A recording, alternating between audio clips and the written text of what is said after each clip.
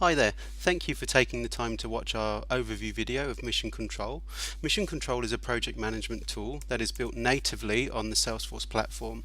So being native, it comes with a number of benefits, obviously being able to add in custom fields, validation rules. Depending on your edition of Salesforce, you can add in workflow rules and process builders.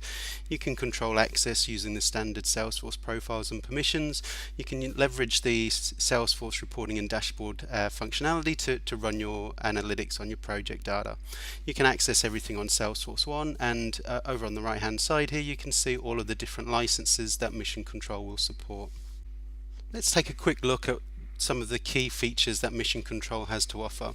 So obviously you can track your projects, your milestones and your actions. It has tools like Gantt charts, resource schedulers, Kanban whiteboards, timesheets. You can track your expenses, and you can keep an eye on the full profit and loss of the entire project, tracking both billable and cost rates. You're able to build up skills profiles for each individual resource. You can track holidays and non-working days, and you can avoid those days when rescheduling actions. Mission Control also allows you to raise invoices and credit notes, so you can automatically raise an invoice at the key stage of a project. It has a number of analytics, so the PMO Dashboard lets you keep your eye on both budget and schedule, and obviously the native analytics. Chatter is available for collaboration, and Mission Control is fully supported in Classic, Lightning Experience and Salesforce One. So let's dive in and take a quick look at Mission Control. We're going to start off by taking a look at the Mission Control console. The console is our centralized command center, giving us quick launch access to all of the key parts of Mission Control. Up in the top left, we're able to build the framework out for a new project, or we can grab an existing project and clone that as a template. We can create new role records, which are our project resources, so we have people in the system ready to assign work to. We can access the timesheet and the expense log. We can jump into the PMO dashboard to see how our projects are tracking. Up in the top right, we're able to select any of our active projects. We can look at the project overview, giving us a 360-degree insight into one particular project. We can look at the Gantt chart and manage multiple projects on the one timeline. The resource scheduler allows us to look at all of our individual team members and see what capacity and availability they've got and any bottlenecks that we might have.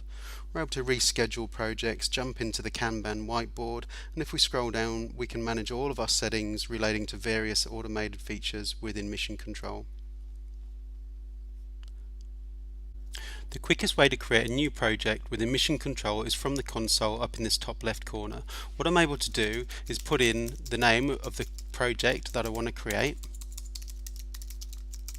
and then underneath that I can add as many milestones as I need. So what I'm going to do here is be building this company a new website, so I'll be adding in 3 milestones.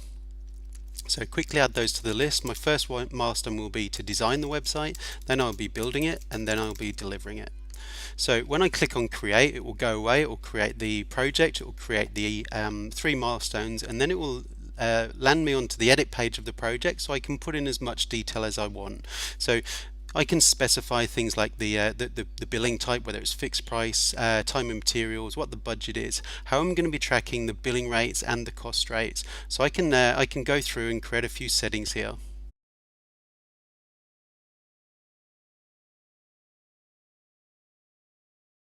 I can specify both the billing rate and the cost rate for the project. So the billing rate being what we're charging the client to do the work, the cost rate being what we're paying our people to do the work for us.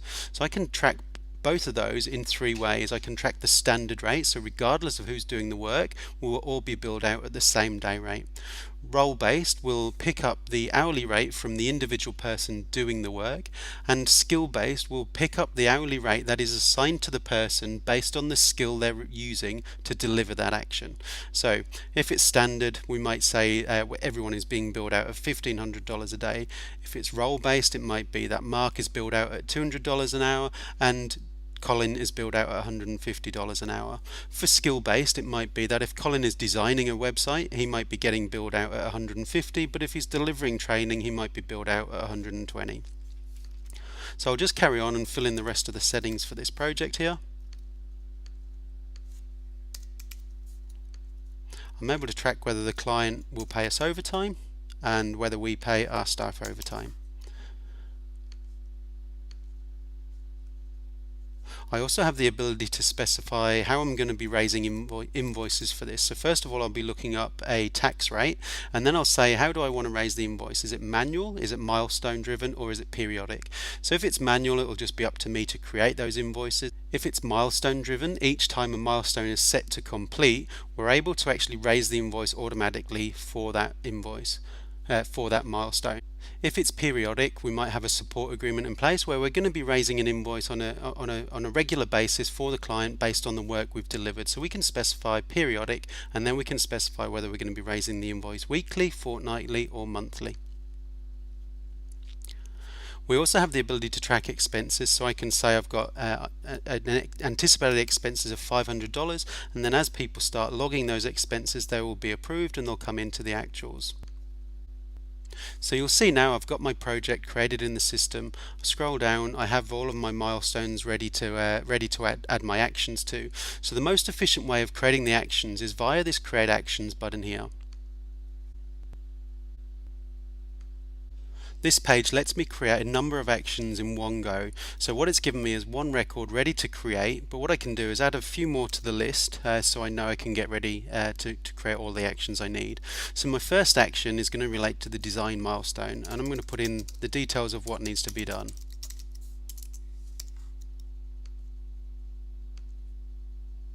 Now, if I know who's going to do the work, I can simply select that person from the list here. If I'm unsure whether I'm going to select someone who's got the right capacity or the right skill set, I can jump into the assignment wizard, and that will help me find the right person based on their capacity and their skills profile. So what I can do is search for someone on a particular team who's got a specific skill set and click on search. That will give me a list of all of the individual resources that are available meeting that profile, and I can see their current availability. What I'm able to do is drag and drop and make people an owner. I can drag people down here to be a contributor as well. So as I'm doing that, the hours allocation is going from one person to the other, allowing me to make sure I'm giving the work to the right people on the right day with the right skills profile. So that action's created. Now what I need to do is just quickly build out the other actions.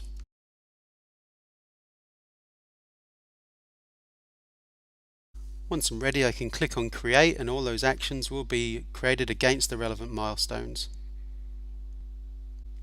Now back on the console, we'll see that we now have our project in the system ready for us to work on. So what we'll do now is jump in and take a look at the project overview page. The project overview page provides us with 360-degree insight into everything that's going on across the project on this one page. So as I scroll down, you'll see that I can see the full timeline of the project, who we're doing the work for, the financials that are being calculated against it in terms of the billing rates, the cost rates, any overtime. You can see how we're generating invoices and any invoice amounts that have already been created or paid. Scrolling down, I can see the total effort for the project. If I carry on down, I can see the full profit and loss position at the scheduled, actual and forecast perspective. I can see whether we're going to be delivering this project within, under or over budget. If I carry on down, I get a number of different charts. So I've got my burn down chart showing me the execution of effort. I can see the risk chart there showing me any risks that are plotted there and being assessed on probability and impact. Carrying on down, I get my Gantt chart. Now I can fully interact with the Gantt chart. I can drag and drop, create dependencies, pick up entire milestones and reschedule. I can even double click into any one of the milestones or actions to make further changes. I have the ability to export the Gantt chart as a PDF if I'm wanting to show my client the timeline we're working to. So carrying on down the page, I get full visibility of each milestone and all of the actions contained within that milestone. I can see, the action name, who's responsible for it, when it's due, what status it's at, when it was due to start, finish, effort scheduled, effort completed. Carrying on down, full visibility of all the other milestones and actions. I can see any risks that have been entered into the risk log, any expenses that have been logged against the project, who's incurred the expense, who's approved it and what the approval status is. Finally, I can see any invoices that have been generated as well. So full visibility across the entire project. We also integrate Chatter directly onto this project, so we're able to collaborate with one another directly on the project overview. Let's take a look at the scheduler. The scheduler is our resource planning tool that lets us look at all of the individual resources that we've got on the team. So let's take a look at what this is showing us. So down the left hand side I can see all of the different role members I've got in Mission Control, and across the page I can see a timeline. I'm currently looking at a 2-week window showing me all of the different hours, all of the different actions that have been assigned to each member of the team. I can adjust that timeline by just expanding the scheduler settings and adjusting the number of weeks that I'm looking at. So I can go from anything from 1 right through to 12 weeks. So if I'm wanting to look at the capacity of the team over the next quarter, I can do that with a couple of clicks. I can always move backwards and forwards in time as well to see a specific point in time that I want to look at. So if we drop that back down to 2 weeks and take a look, so what this is showing me is as a project member, I'm available 32 hours a week to work on projects. So over this 2-week period, I should have 64 hours available in order to work on projects. But it's picking up that I'm on a holiday here. So what it's doing is automatically recalculating the available hours that I have to work on projects down to 58. So if I navigate forward to a point where I don't have any holiday, you'll see that dynamically adjusts and resets itself to show my full capacity across the 2-week period. So back on my record, looking at it today, you can see I've got lots of different actions assigned to me over the next 2 weeks, and it's flagging up, I've got 58 hours available, but I've been given 71 hours worth of work to do. So there's a bottleneck on me as a resource, so it's flagging up red just to show us that we need to try and address that bandwidth. So what I'm able to do is actually drag and drop and reassign this work to other people, and I can see Chris has got lots of availability, so I could give it to Chris. However, I want to make sure I'm going to give it to someone on the right team with the right skills profile, so I can filter that list down and say, right, only show me people that are on that team, only show me people with these skill sets in their profile. So filter that list and give me a list of people I know that can do the work. So I've now got a much shorter list of resources. So what I'm able to do is actually drag and drop these actions off to other people, and as I'm doing that, my hours are coming down and theirs are going up. So I'm able to distribute the load across the rest of the team, ensuring they've all got work to do, and I'm bringing myself back within the capacity that I have available to me. So once I've done that, I can click on save, and those actions will be transferred over to those new owners. Now what I'm looking at here is obviously a high-level summary of the actions and the impact on the capacity. What I'm also able to do is jump in and look at an hours scheduler. So this shows me the distribution of the hours allocated across each resource over the time period we're looking at. So I can quickly see at a glance, looking at the color coding, whether someone is over allocated on a particular day. So what I can see here is mix actually over allocated for the Tuesday, so we could look to either reassign this to other people, or we could look to see if we could reschedule some of this work to a later point where he does have more availability.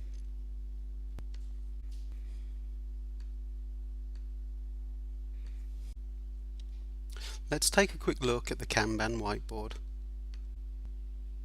The whiteboard gives us a visualization of all of our actions on all of our projects as if there were sticky notes stuck to a whiteboard in the office.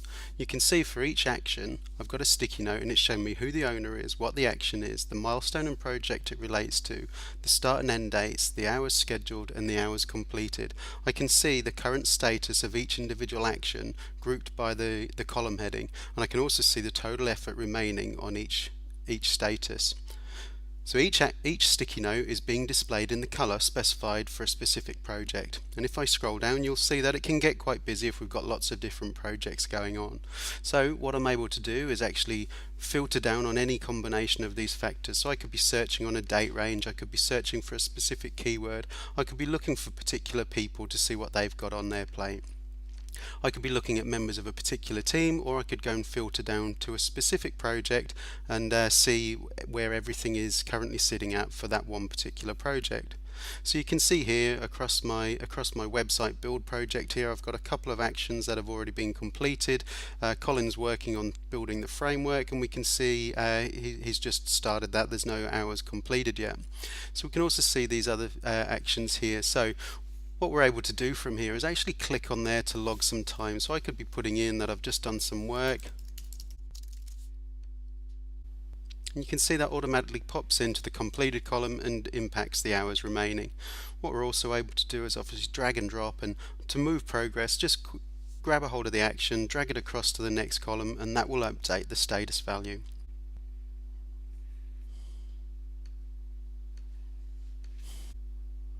We're able to log time against any action that we're working on within Mission Control. There's a number of ways of logging that time, and we've just seen there how we can log the time directly from the whiteboard. Let's now take a look at the timesheet.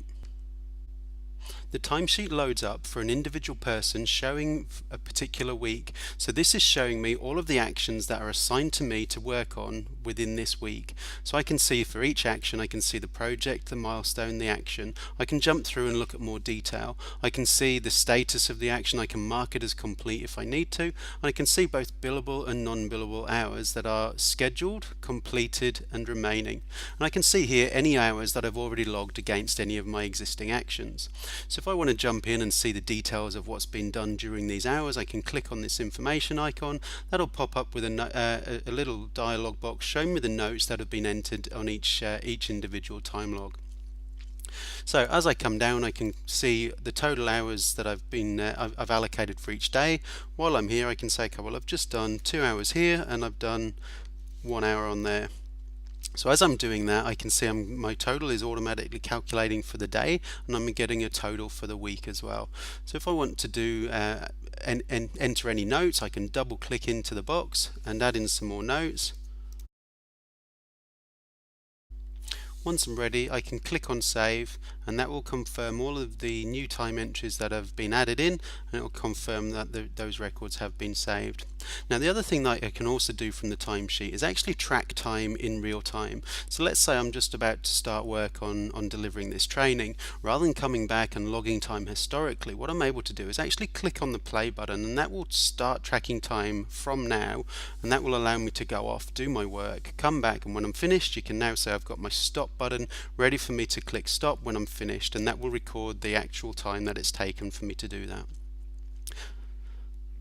I also have access to a time logger that is available on the sidebar within Salesforce Classic. So what this allows me to do is filter down on a project, a milestone, or an action, and I can adjust the status, log time historically, or start tracking time.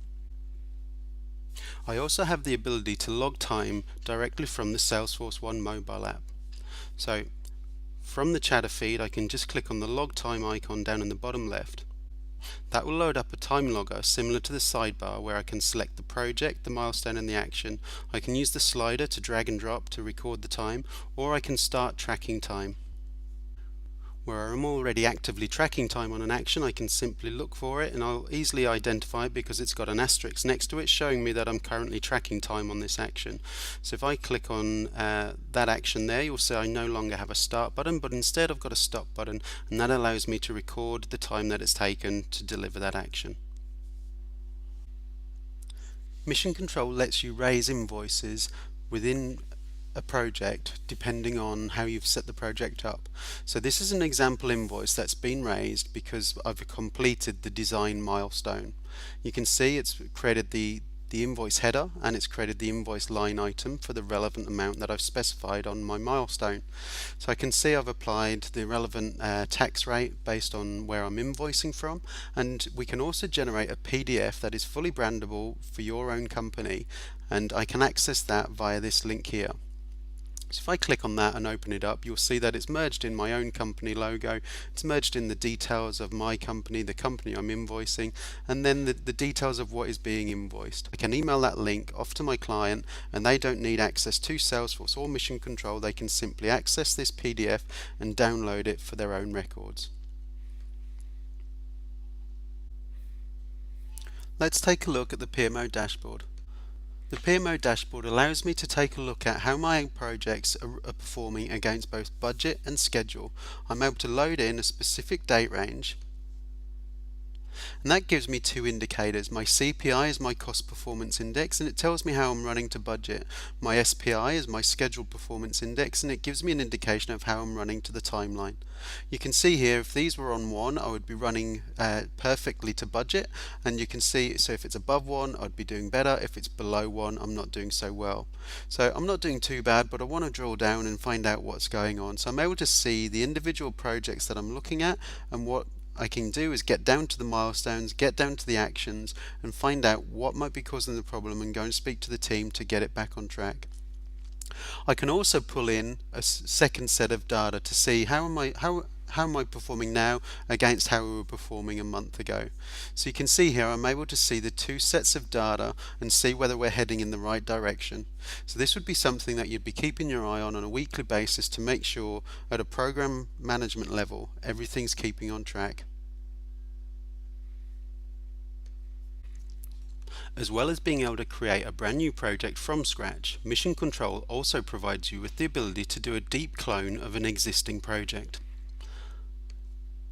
If I've sold another website to another company and it has the same principles as this project, I can make a copy of this by clicking clone. This page gives me the ability to make changes to the new records as required. I can make any changes that I need to, linking it through to a new customer, a new opportunity, make changes to the financial settings. It also loads in a copy of all of the actions and milestones that are already on the original project, and it assumes a start date of today for this project. What I can actually do is say, well, it's not going to be starting today, it's going to be starting in a couple of weeks. So set that as the start date. When I go back and check, what it's done is reapplied the start date for the first action to be the 7th of November, and it's rescheduled everything else accordingly, but keeping the lead time between those actions. So in the matter of a couple of clicks, I've been able to create a new instance of that project. We offer a 14-day free trial of Mission Control, which you can install straight from the App Exchange simply by clicking the Get It Now button. It will take approximately 2 minutes to install, and everything you've seen in this demo will work out of the box. You'll also receive a quick start guide to make sure you get up and running as quickly as possible. You can install the free trial into either your production or your sandbox environment, and we're certainly on hand if you want to have a live demo, so feel free to email us at this address. We also have a number of resource materials available to help you through the trial and your ongoing usage of the system. You can get those by going to the support center on our website, or you can raise a support ticket with us by emailing support@aprika.com.au.